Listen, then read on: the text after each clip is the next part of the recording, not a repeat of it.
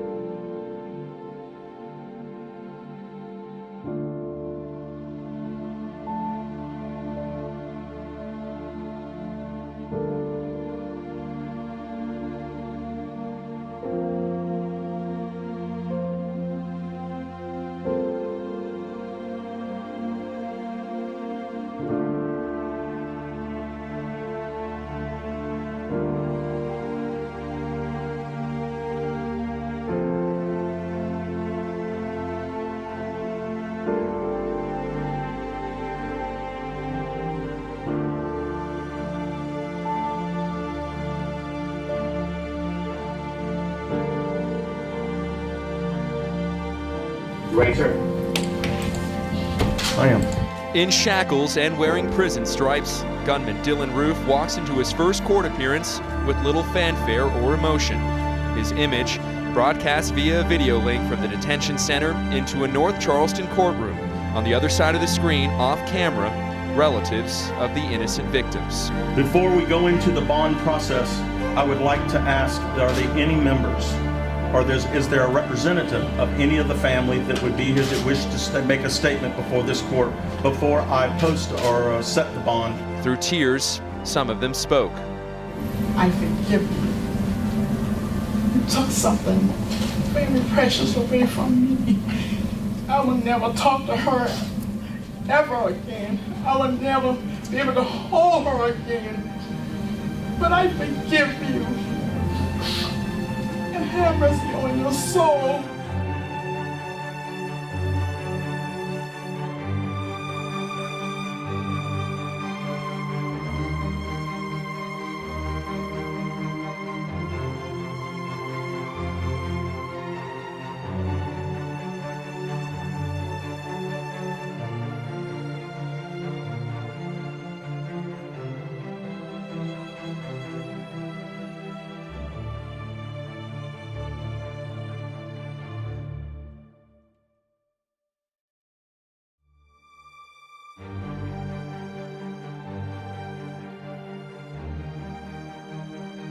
One of the most quotable founding fathers of the United States of America is, of course, Thomas Jefferson, who penned the Declaration of Independence and was a president of the United States, albeit a slave-owning president. And the only book that Thomas Jefferson ever penned was a book entitled Notes on the State of Virginia. It's a very interesting book that really dissects the state of Virginia, going through and talking about the exact description of the limits and boundaries of the state.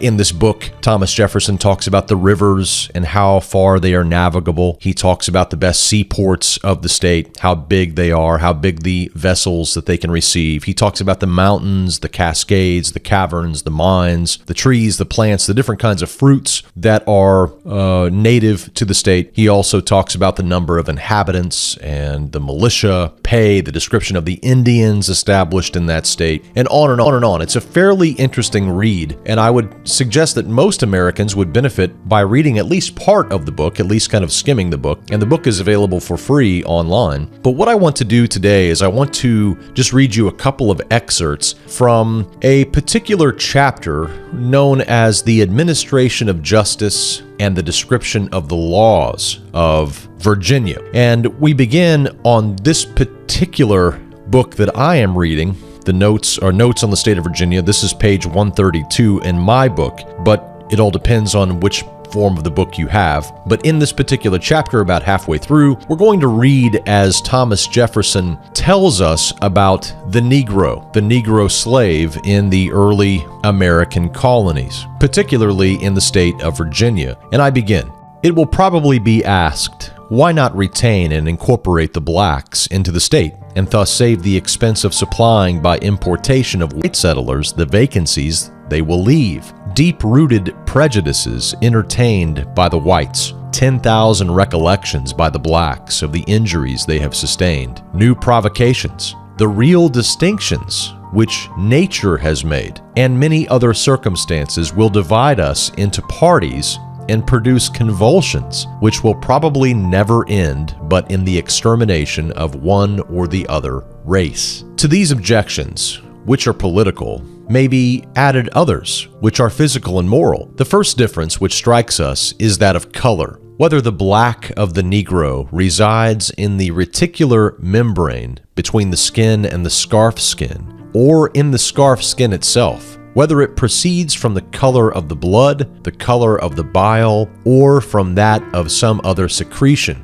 the difference is fixed in nature and is as real as if its seat and cause were better known to us. And is this difference of no importance? Is it not the foundation of a greater or less share of beauty in the two races? Are not the fine mixtures of red and white the expressions of every passion by greater or less effusions of color in the one, preferable to that eternal monotony which reigns in the countenances, that immovable veil of black which covers the emotions of the other race? Add to these flowing hair, a more elegant symmetry of form, their own judgment in favor of the whites, declared by their preference of them, as uniformly as is the preference of the orangutan for the black woman over those of his own species. The circumstance of superior beauty is thought worthy of attention in the propagation of our horses, dogs, and other domestic animals. Why not in that of man? Besides those of color, figure, and hair, there are other physical distinctions proving a difference of race. They, the blacks, have less hair on the face and body. They secrete less by the kidneys and are more by the glands of the skin, which gives them a very strong and disagreeable odor.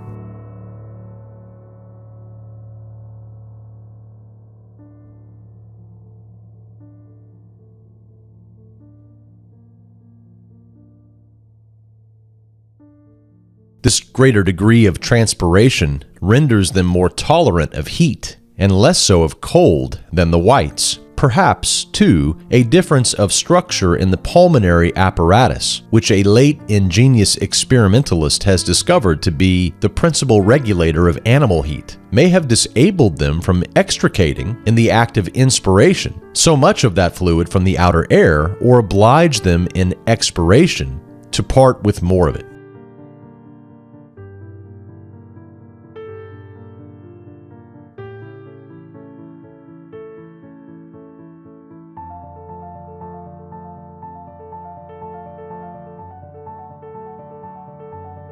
They, that is, the blacks, seem to require less sleep. A black, after hard labor through the day, will be induced by the slightest amusements to sit up until midnight or later, though knowing he must be out with the first dawn of the morning.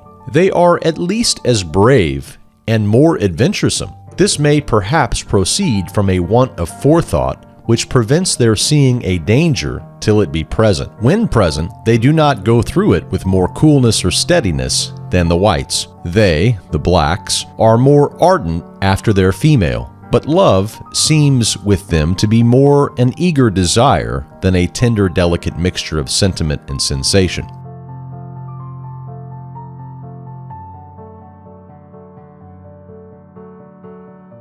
Their griefs are transient. Those numberless afflictions, which render it doubtful whether heaven has given life to us in mercy or in wrath, are less felt and sooner forgotten with them. In general, their existence appears to participate more of sensation than reflection. To this must be ascribed their disposition to sleep when abstracted from their diversions and unemployed in labor. An animal whose body is at rest and who does not reflect must be disposed to sleep, of course. Comparing them, the blacks, by their faculties of memory, reason, and imagination, it appears to me that in memory they are equal to the whites, in reason much inferior, as I think one could scarcely be found capable of tracing and comprehending the investigations of Euclid, and in imagination they are dull, tasteless, and anomalous. It would be unfair to follow them to Africa for this investigation. We will consider them here, on the same stage with the whites, and where the facts are not apocryphal, on which a judgment is to be formed.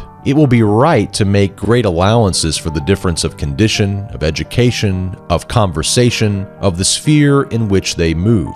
Many millions of them have been brought to and born in America. Most of them, indeed, have been confined to tillage, to their own homes, and to their own society. Yet many have been so situated that they might have availed themselves of the conversation of their masters. Many have been brought up to the handicraft arts, and from that circumstance have always been associated with the whites. Some have been liberally educated, and all have lived in countries where the arts and sciences are cultivated to a considerable degree, and all have had before their eyes samples of the best works from abroad. The Indians, with no advantages of this kind, will often carve figures on their pipes not destitute of design and merit. They will crayon out an animal, a plant, or a country, so as to prove the existence of a germ in their minds, which only wants cultivation. They astonish you with strokes of the most sublime oratory, such as prove their reason and sentiment strong, their imagination glowing and elevated. But never yet could I find that a black had uttered a thought above the level of plain narration, never saw even an elementary trait of painting or sculpture. In music, they are more generally gifted than the whites with accurate ears for tune and time, and they have been found capable of imagining a small catch. Whether they will be equal to the composition of a more extensive run of melody or of complicated harmony is yet to be proved.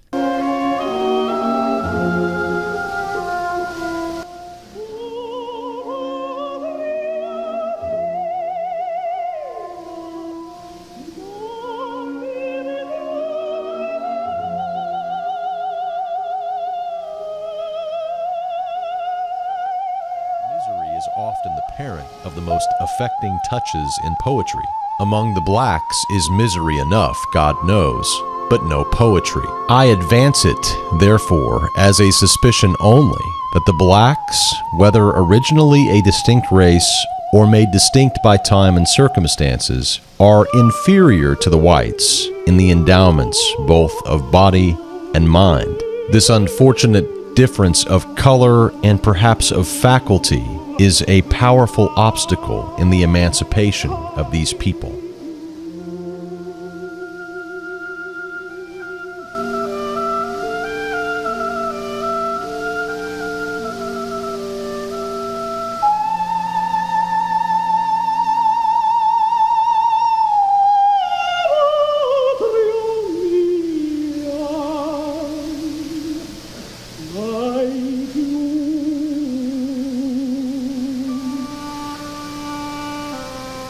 You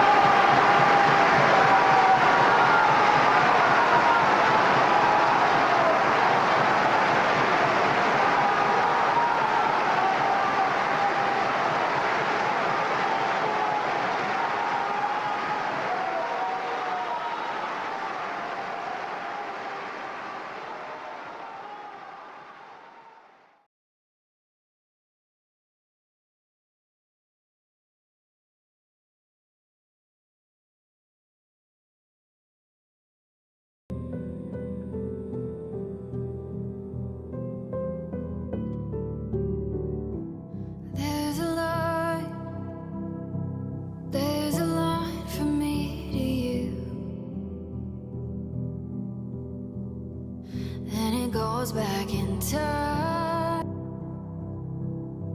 to before we knew anything, holding us together. It's holding us together.